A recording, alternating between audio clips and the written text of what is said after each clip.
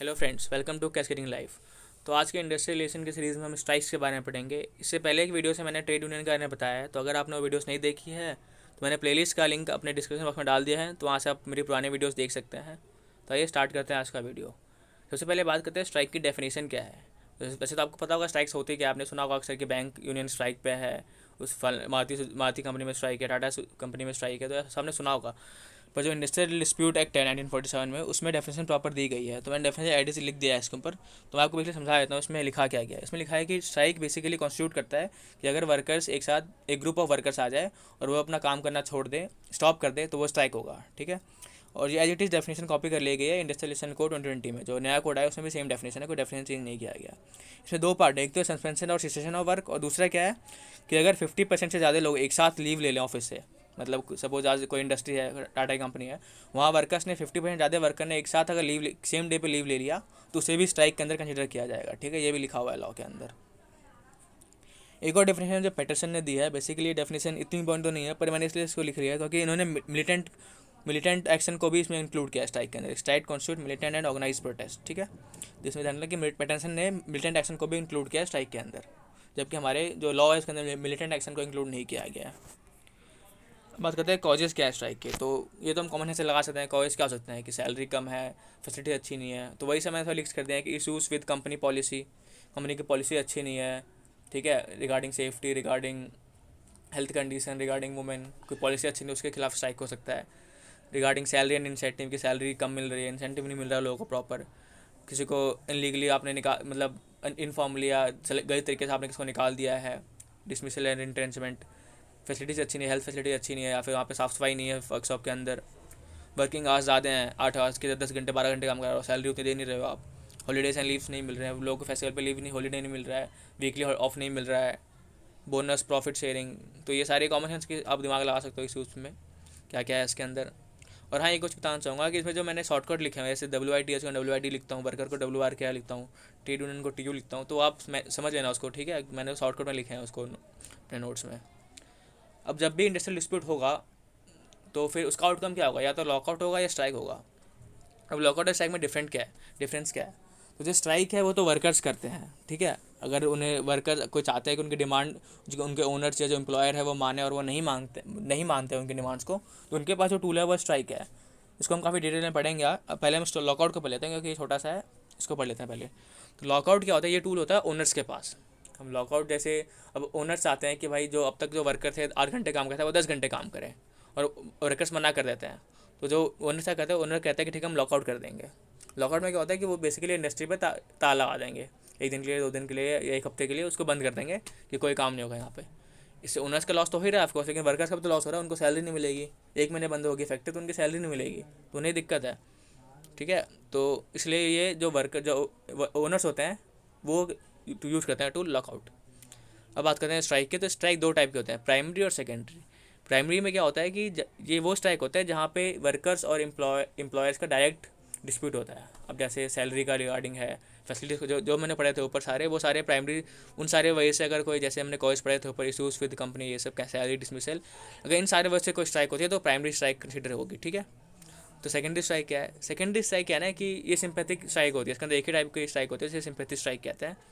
इसमें क्या होता है ना, सपोज टाटा इंडस्ट्रीज़ है, वहाँ के वर्कर को अच्छी सैलरी नहीं मिल रही है, तो उनके लोगों ने, वहाँ के वर्कर्स ने स्ट्राइक कर दिया अपने एम्प्लॉयर के खिलाफ कि हमें सैलरी इंक्रीज चाहिए।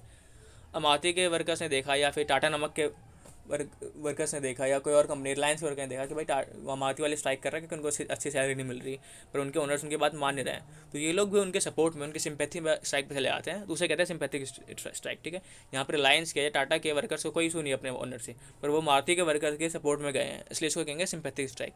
ये सेकेंडरी टाइप की स्ट्राइक होती है। जनरली इंडिया में तो बहुत रेयर है, क्योंकि यहाँ पर इंडिया में मानते हैं कि भाई उसका कंसर्न है वो संभाले, पर US वगैरह में काफ़ी कॉमन है सिंपैथिक स्ट्राइक। ठीक है, वो जो प्राइमरी स्ट्राइक है उसके डिफरेंट टाइप्स है जो पढ़ने हैं हमें, इंपॉर्टेंट भी है वो। जैसे पहला इकोनॉमिक स्ट्राइक, फिर है स्टे अवे स्ट्राइक, फिर है सिक इन सिक आउट, फिर है gherao, picketing and boycott, token strike, quickie strike, go slow, work to rule, sit down strike, wild cat strike, hunger strike.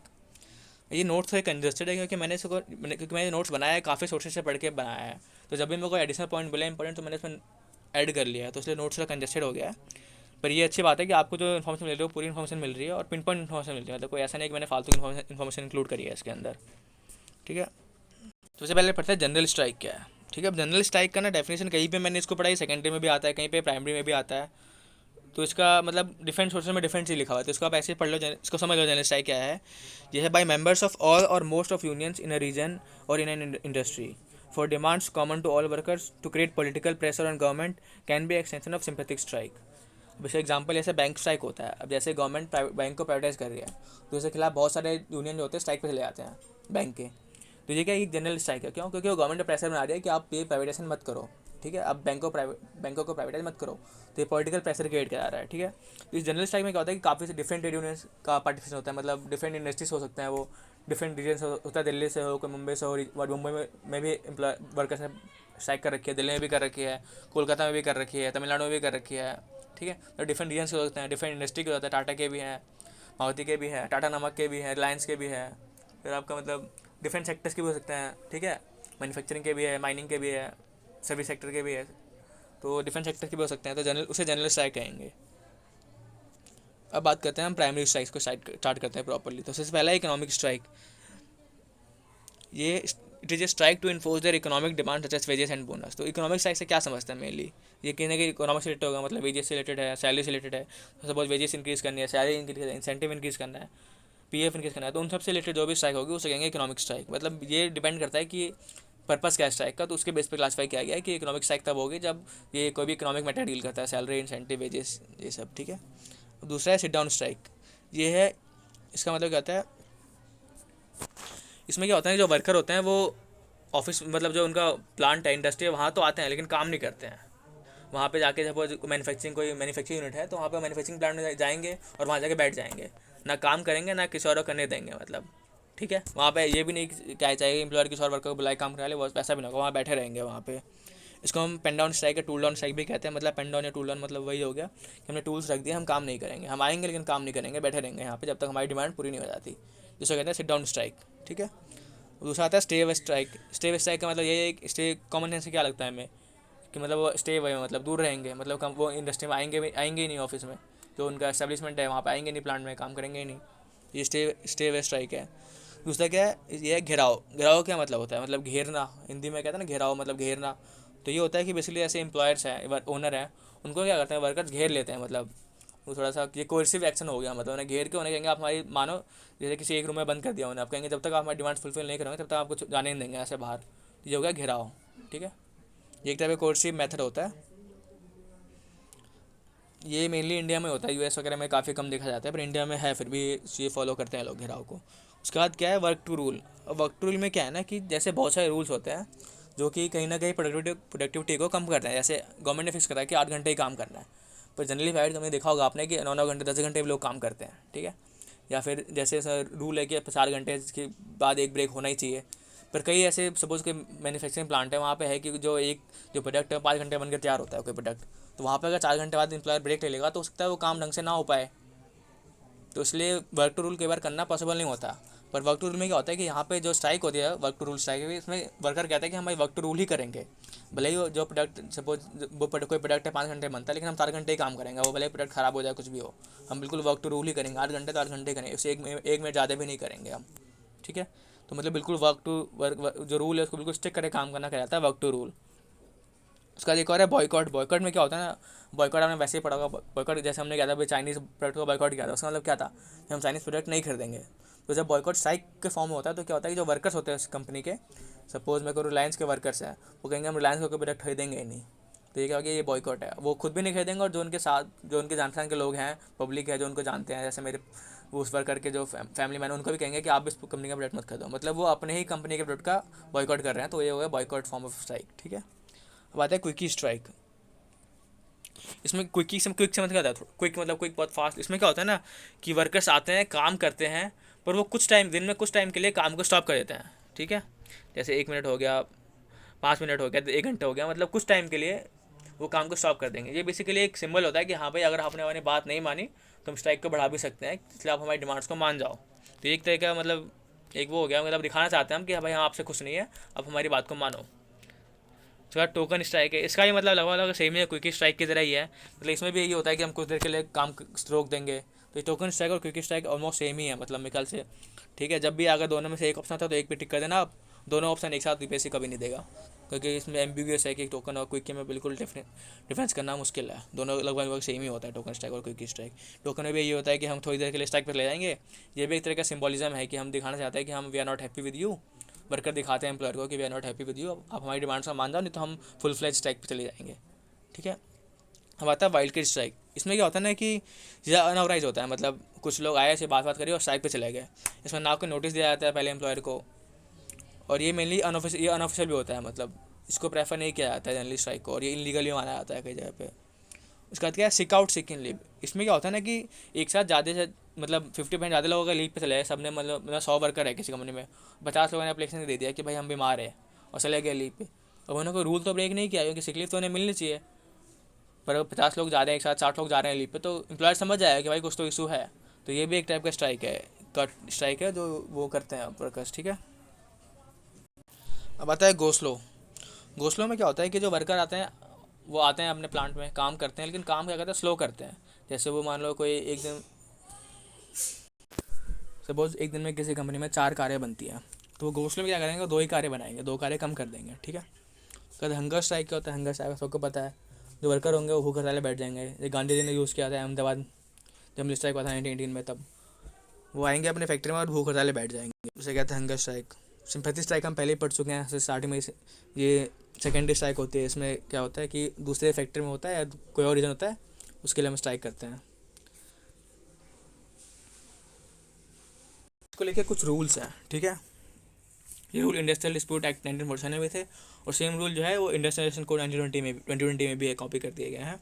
तो इन रूल्स को समझ लेते हैं एक बार, क्या होता है, इनसे क्वेश्चन आ जाए।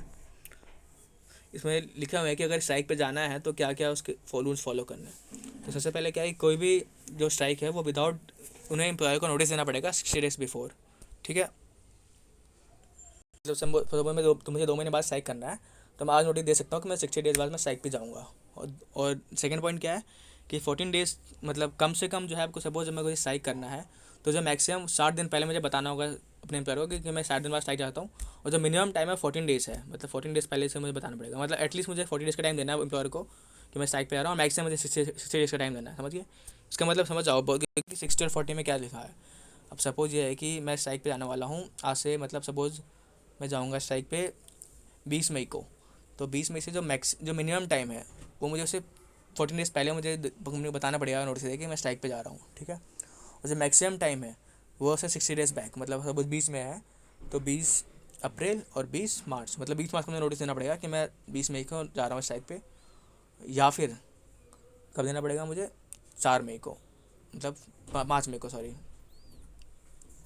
मतलब 14 डेज़ पहले 16 मई को, सॉरी। ठीक है, मतलब जो मैक्सिमम टाइम है 60 डेज़ और मिनिमम टाइम 14 डेज़, इस बीच में हमें नोटिस देना होता है एम्प्लॉयर को कि हम स्ट्राइक पे जा रहे हैं। दूसरा क्या है कि अगर जो आपने डेट दी है कि हम इतने तारीख तक स्ट्राइक पे जाएंगे, उस तारीख तक नहीं गए तो उसके बाद आप स्ट्राइक पे नहीं जा सकते हैं। ठीक है, उसके बाद अगर कोई आपका जो इशू है वो कॉन्सलेशन ऑफिसर के पास पेंडिंग है तो भी आप स्ट्राइक पे नहीं जा सकते, या फिर उसके उन्होंने अवार्ड दे दिया उसके 7 दिन बाद तक आप स्ट्राइक पे नहीं जा सकते। सेम चीज़ अगर कोई जो आपका इशू है वो किसी ट्रिब्यूनल में पेंडिंग है, ट्राइब्यूनल में या ऐसे इंडस्ट्रियल ट्राइब्यूनल में, तो भी आप स्ट्राइक पे नहीं जा सकते, और उन्होंने वर्डिक्ट दे दिया उसके 60 डेज़ बाद तक भी आप स्ट्राइक पे नहीं जा सकते। सेम चीज़ आर्बिट्रेशन के लिए, अगर किसी आर्बिट्रेशन के लिए पेंडिंग है तो भी आप स्ट्राइक पे नहीं आ सकते, और 60 डेज़ बाद ही स्ट्राइक पे नहीं आ सकते आप। अब रूल स्टेटेड लॉकआउट, अगर जो एम्प्लॉयर है वो लॉकआउट करना है तो उसके लिए क्या रूल्स है, उसके लिए भी सेम रूल है यही, 60 डेज़ पहले नोटिस देना है और मिनिमम 14 मैक्सिमम 60।